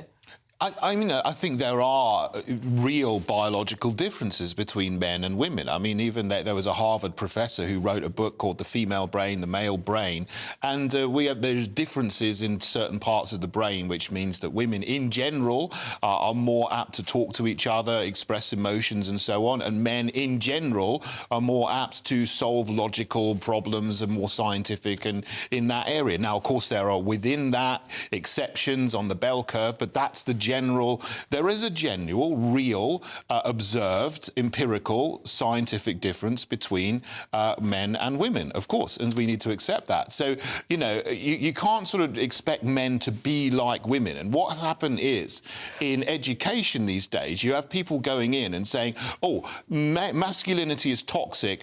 We need, instead of bringing up boys to be good men, they're bringing up boys to be more like women. And that's the danger. And then that opens up people like Andrew Tate, as you said, to come in, and men are so lost because they haven't been taught what's good masculinity, and then someone comes in and can exploit that. He's an incredible businessman, but he sees brokenness in hundreds of thousands and millions of men and can come in and they go in that direction. So what's the answer, Benjamin? I mean, should men be, as you implied, more open, or is it, as David's implying, there needs to be stronger male models? Well, strong male role models doesn't mean the kind that Mr. Curtin describes, or the people like Andrew Tate that take advantage of a lot of teenagers. I don't accept that women being stronger and having far more opportunities and equality than they did 2 generations ago means that men are somehow diminished. I think you have a problem where, on the one hand, you've got a society telling men that they should not have the toxic traits that were normal. You know, go back 50 years, and it was normal in this country for a man to be abusive to his wife, and we definitely don't accept that today. You know, we've come a long way in the expectations of men. Not far enough, I think. And yet, at the same time, yeah, not far enough, no, absolutely. But at the same time, you've still got a generation of men raising their boys to be aggressive. You know, when I was a kid, you know, my dad's been in and out of prison, as has my mother, and I was raised, they tried to make me to be aggressive, to do kung fu, to be like that. And that just wasn't the type of boy or man that I was going to be. But there was a pressure to be on that.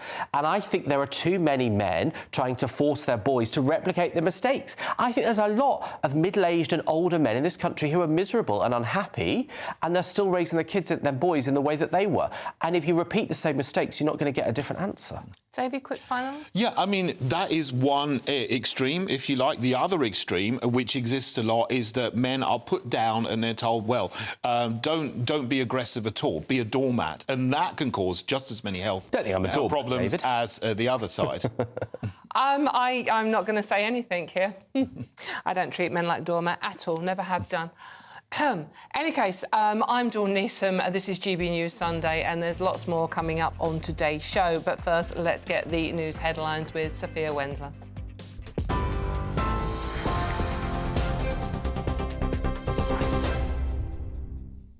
Thanks, Dawn. It's 2:32. I'm Sophia Wensler in the GB Newsroom. The Princess of Wales has thanked the public for their support as a photo of her was published after her abdominal surgery to mark Mother's Day. Sitting down, Princess Catherine is surrounded by her children, Prince George, Princess Charlotte and Prince Louis. She was admitted to hospital on January 16th and left 2 weeks later after planned operation. She's expected to return to her royal duties after Easter. Police are questioning a man after his car crashed into the gates of Buckingham Palace. The incident happened at 2:30 yesterday morning, with armed officers arresting him at the scene of suspicion of criminal damage. There were no reports of any injuries. Pro-Palestinian protesters are being warned they could be lending credence to extremists. The Community Secretary is urging people to question which groups are organising the marches. Michael Gove, who's due to publish a new official definition of extremism, told the Sunday Telegraph there's no excuse for ignorance and good-hearted demonstrators need to be aware they risk fuelling hate and intimidation.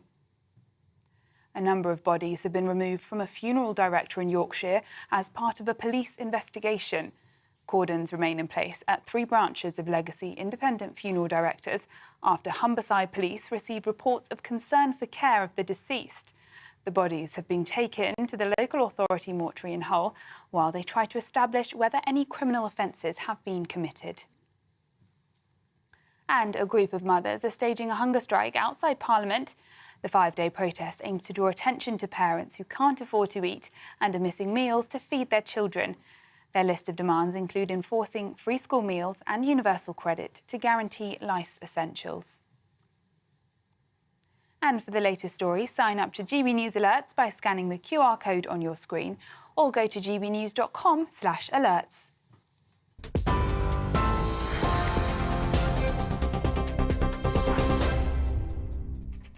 Thank you, Sophia.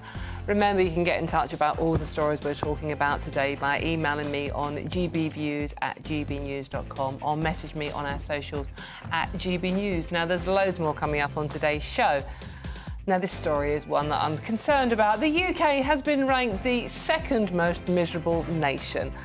I'm asking, what makes us Brits so miserable? Now, you can't just answer the weather, OK? More on that coming up very soon.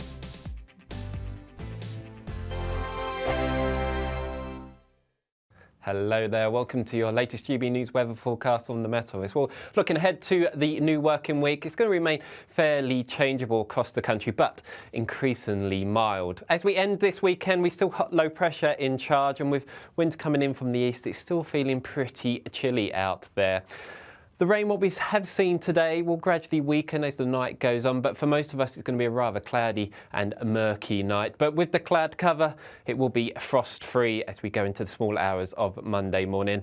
Chilliest the conditions up across the very far north of Scotland. And in the south, temperatures not falling much lower than around 6 or 7 degrees. So Monday morning is going to start off on a rather grey and damp note across the country. And really, as we go through the course of the day, sunshine's going to be at a premium. Best of it down towards Devon and Cornwall. Channel Islands also not doing too badly. But for most of us, it is going to be a drier day. Not completely dry. We will see some rain, especially across western Scotland, maybe at times across the very far east of England too. Temperatures a little bit up compared to Sunday. Temperatures in the southwest could just reach 12 degrees. Into Tuesday, we see another band of rain beginning to spread in from the southwest, and that really sets us up for a bit of a northwest-southeast split as we go into the middle part of the week. Northwestern part seeing further rain at times, but in the southeast, turning increasingly mild. Big news, big debates, big opinion. Patrick Christie's Tonight is the week's biggest show. Every weekday, 9 to 11 p.m, we've got the inside track on the day's top stories. There'll be sharp takes you won't get anywhere else. We will set the news agenda, not just follow it, and I want to bring you along for the ride. Whatever it is, we'll have our finger on the pulse. It's news, but it's this close to entertainment. Patrick Christie's Tonight, 9 till 11 p.m, only on GB News, the People's Channel, Britain's news channel.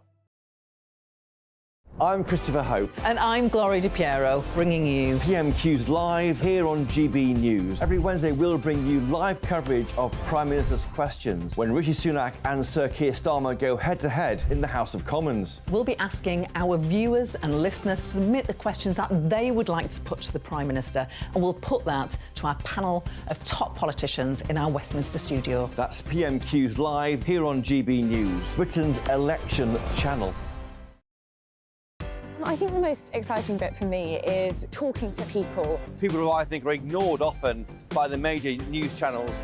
We're going to give news they want to hear. There's a voice there that needs to be heard. I think there's a chance here for a diversity of opinion to be expressed, which you don't find elsewhere. It's really exciting. We don't hold back. We're free to say how decisions that are taken here affect us all around the country. Only on GB News, the People's Channel, Britain's news channel. Brand new Sundays from 6 p.m. The Neil Oliver Show. It's absolutely vital that people are given the opportunity to take part in the debate, to say the things that matter to them, to be challenged. A country is only really a shared dream. As long as enough people have a shared idea of what it is, then that country exists. What GB News does is give voices somewhere they can be heard. The Neil Oliver Show. Sundays from 6 p.m. on GB News.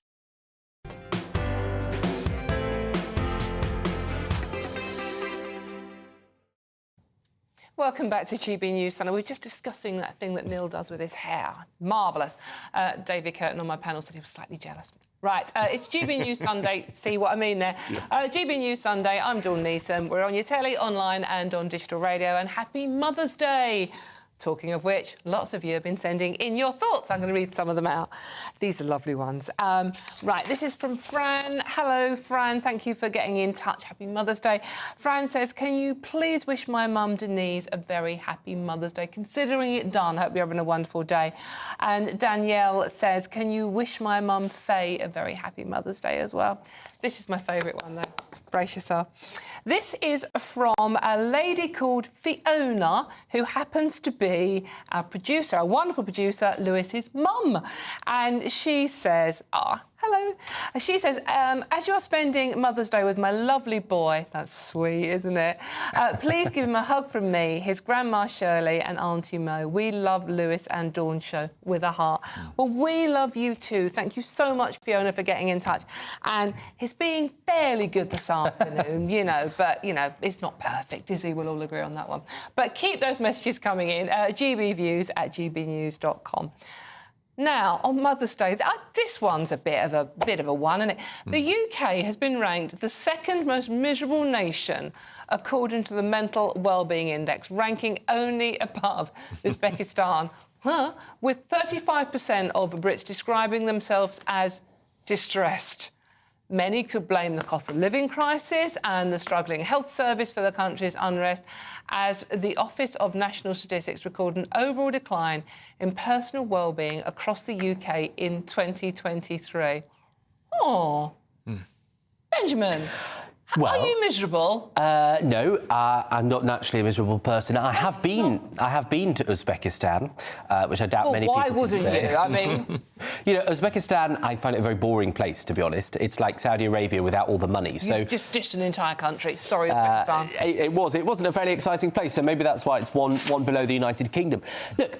I mean, look, there are other measures like the World Happiness Report, the index, which puts us as the 19th happiest in the world. So not everything is saying that Britain is miserable.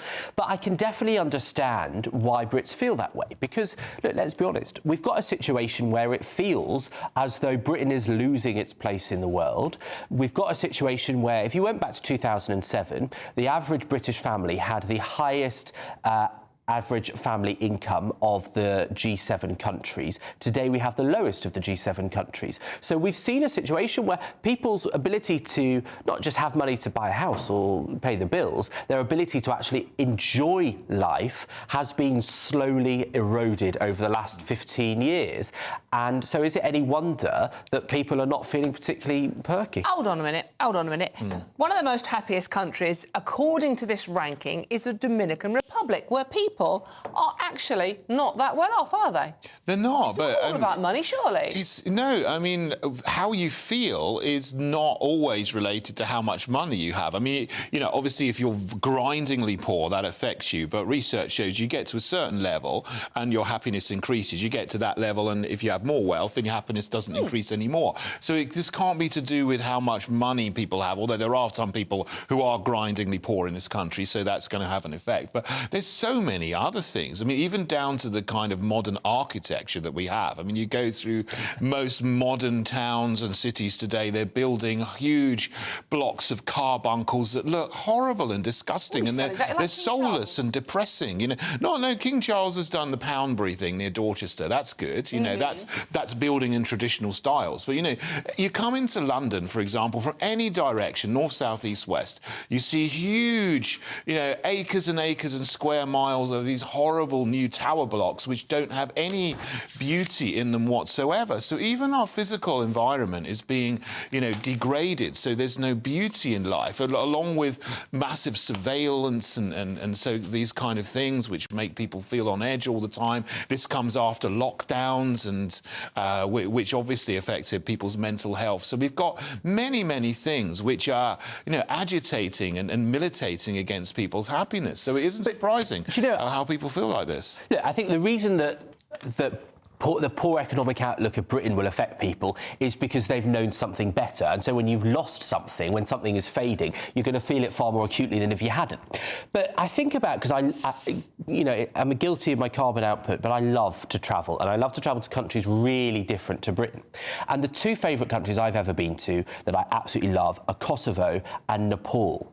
And particularly Nepal, which is compared to us a much poorer country, they have this brilliant sense of community, of openness, of looking after one another. You start a conversation in the street and they happily help you however it may be. I was in Jordan last week in the Middle East, and they were quite similar to that.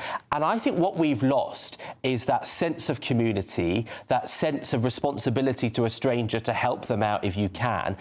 And I think that's what's going to let people feel this way, because you've got people working 40 hours or more a week to then have no money left, to not know who their neighbours are, to have worse outcomes in their public services. And I think it's not just a lack of money that is the problem. It's the fact that lots of countries that have that, they at least have a community spirit that makes up for it. And I think we don't. Actually, that's really interesting that a lot of the countries on the list do have that old school family values, community, where families look out for one another. Yeah. We can't, so we're running out of time. Yeah, absolutely. A lot of them have a faith base as well to that. But, you know, obviously community cohesion has been ruined in this country to a large extent by mass immigration, and that's another factor. You know, when people see their communities change immensely. I mean, you talk to people who live in East London who've been there for 60 years or so, have seen the whole community completely being, you know, hollowed out, and there's nothing there of what they knew before. That's going to have an effect on people's happiness. Ooh, well, how happy are you out there? I mean, gbviews@gbnews.com. Tell us how happy you are. We're not really that miserable, are we? I'm trying to be happy. It's Mother's Day. I'm Dawn Neeson. This is GB News Sunday, and there's loads more coming up on today's show.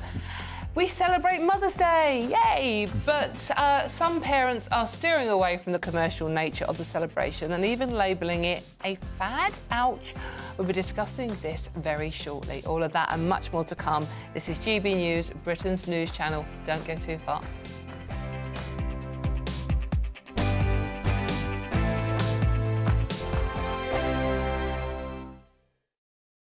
I'm Nigel Farage, and this is GB News, Britain's news channel.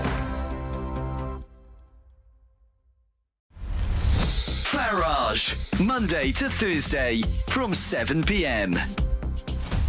Well, we've been a constitutional monarchy since the late 17th century, and of course part of that deal is that the monarch, or indeed the close immediate royal family, should not interfere with politics that in any way could be seen to affect individual parties. Now, perhaps one of the most classic cases in the 20th century was Edward VIII, who during his brief reign went down to Merthyr Tydfil in South Wales, met thousands of people who'd lost their jobs in the steel industry.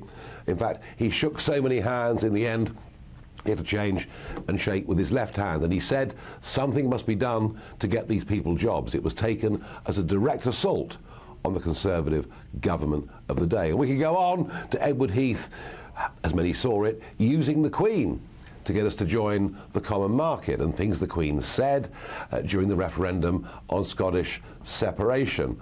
And we of course could talk about King Charles, who as Prince of Wales endlessly talked about climate change and net zero.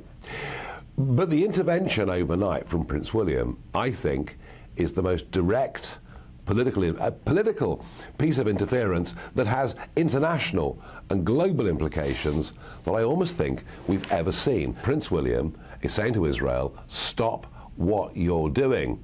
Some will see that as being given a free pass to Hamas. Many young people will say, hooray, he's doing the right thing.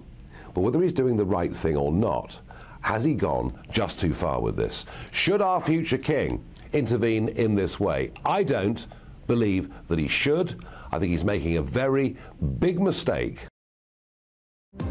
GB News is the home of free speech. We were created to champion it, and we deliver it day in, day out. Free speech allows us all to explore and debate openly the issues most important to us, our families, and of course, the British people. Having challenging conversations to enlighten each other. Which is why we hear all sides of the argument. We are the People's Channel. We will always stand by the freedom to express yourself. On TV, radio and online. This is GB News, Britain's news channel. I'm Michelle Dewberry, and I'm not here to tell you what to think. I'd much rather hear what you have to say. So, send in your opinions to gbviews@gbnews.com. Keep them clean, and you never know, I might read them out. With my panel here on Jubes & Co, we debate, we get stuck into the issues of the day on a show where all views are welcome, especially yours. GB News, the People's Channel, Britain's news channel.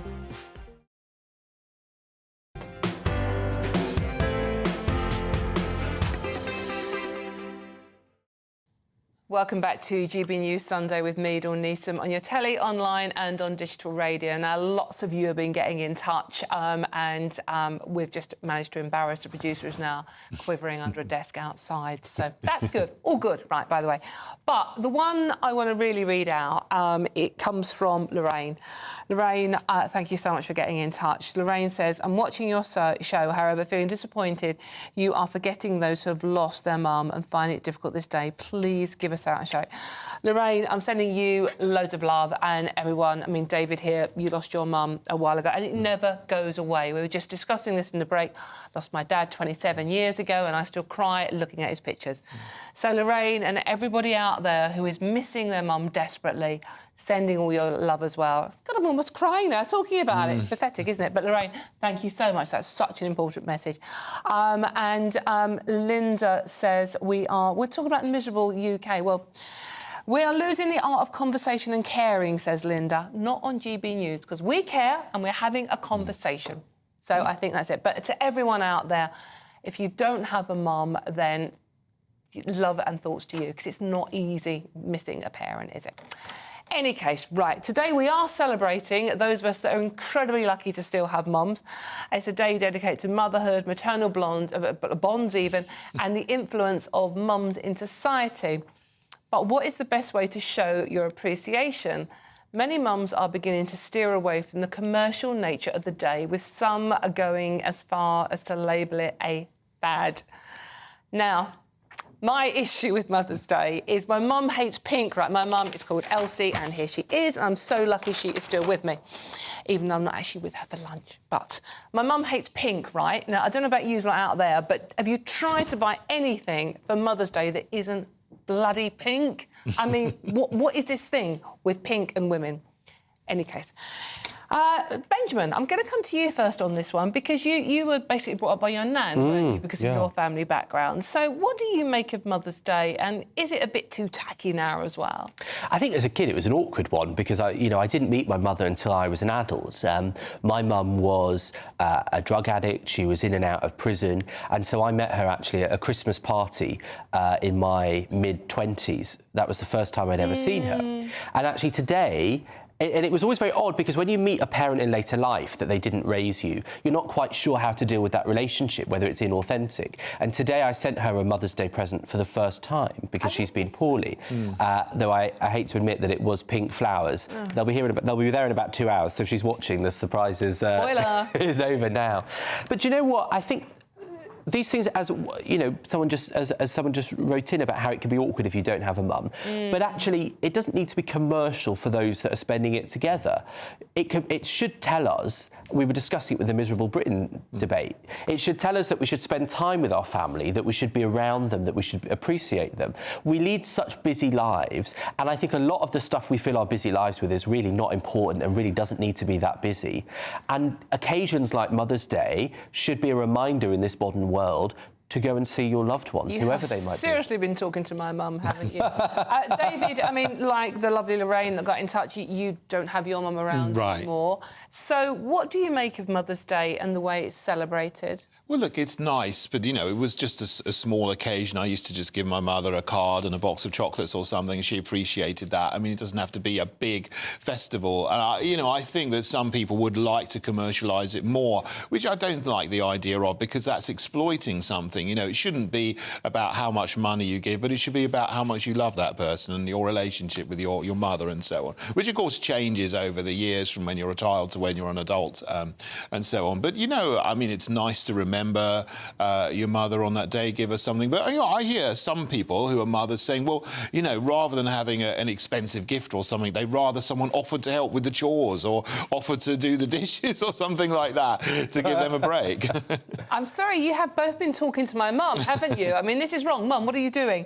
So, I mean, what do you think we should just concentrate on celebrating the love we have for all our family members every single day, rather than these special days? I mean, that are about selling stuff, basically. Look, in an ideal world you would, but we don't live in a society where most of us live near to our parents or our grandparents or our siblings, and so I think an occasion like this is really special. Oh, well, look, as I said, Lorraine, thank you so much. Such an important message. If you are lucky enough to celebrate your mum, have the most wonderful rest of your day. This is GB News. I'm Dawn Neeson.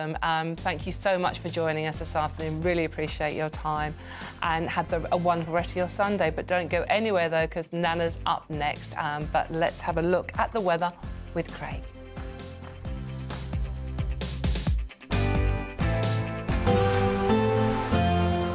A brighter outlook with Box Solar, sponsors of weather on GB News.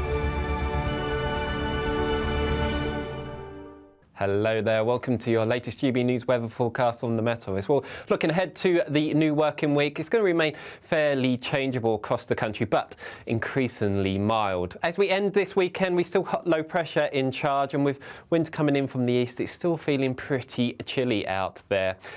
The rain, what we have seen today, will gradually weaken as the night goes on, but for most of us it's going to be a rather cloudy and murky night. But with the cloud cover, it will be frost-free as we go into the small hours of Monday morning. Chilliest of the conditions up across the very far north of Scotland. And in the south, temperatures not falling much lower than around 6 or 7 degrees. So Monday morning is going to start off on a rather grey and damp note across the country. And really, as we go through the course of the day, sunshine's going to be at a premium. Best of it down towards Devon and Cornwall. Channel Islands also not doing too badly. But for most of us, it is going to be a drier day. Not completely dry. We will see some rain, especially across western Scotland. Maybe at times across the very far east of England too. Temperatures a little bit up compared to Sunday. Temperatures in the southwest could just reach 12 degrees. Into Tuesday, we see another band of rain beginning to spread in from the southwest, and that really sets us up for a bit of a northwest-southeast split as we go into the middle part of the week. Northwestern part seeing further rain at times, but in the southeast, turning increasingly mild. Looks like things are heating up. Boxed boilers, sponsors of weather on GB News.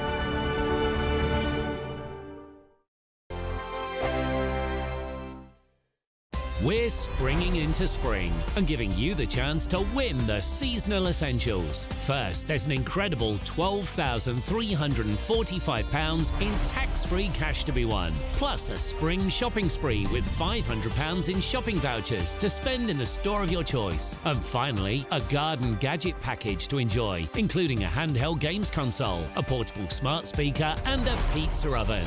For your chance to win the vouchers, the treats and £12,345 in tax-free cash, text GBWIN to 84902. Text costs £2 plus one standard network rate message, or post your name and number to GB03 PO Box 8690 Derby DE1 9TT. UK only. Entrance must be 18 or over. Lines close at 5 p.m. on Friday the 29th of March. Full terms and privacy notice at gbnews.com/win. Please check the closing time if watching or listening on demand. Good luck. 2024, a battleground year. The year the nation decides. As the parties gear up their campaigns for the next general election. Who will be left standing when the British people make one of the biggest decisions of their lives? Who will rise? And who will fall? Let's find out together. For every moment, the highs, the lows, the twists and turns. We'll be with you for every step of this journey. In 2024, GB News is Britain's election channel. I'm Michelle Dewberry, and I'm not here to tell you what to think. I'd much rather